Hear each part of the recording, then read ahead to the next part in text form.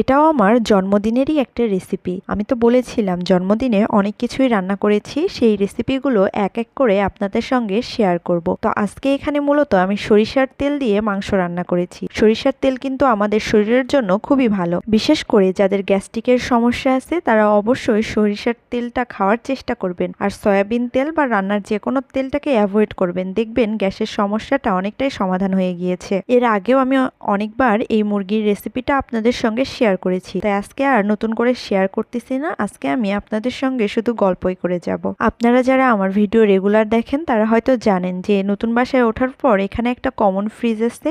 যদিও এই ফ্রিজের জন্য মান্থলি আমরা কিন্তু একটা চার্জ দিয়ে থাকি তাদেরকে, কিন্তু এই ফ্রিজের একটা নিয়ম করে দিয়েছে, সেটা হচ্ছে 2 কেজির বেশি যে কোনো খাবার রাখা যাবে না। কিন্তু এমন অবস্থা ফ্রিজের, আমরা মোট 7 থেকে 8টা পরিবার এই ফ্রিজটা ব্যবহার করি, কিন্তু এক একজন 10 থেকে 20 কেজি করে জিনিস রেখেছে।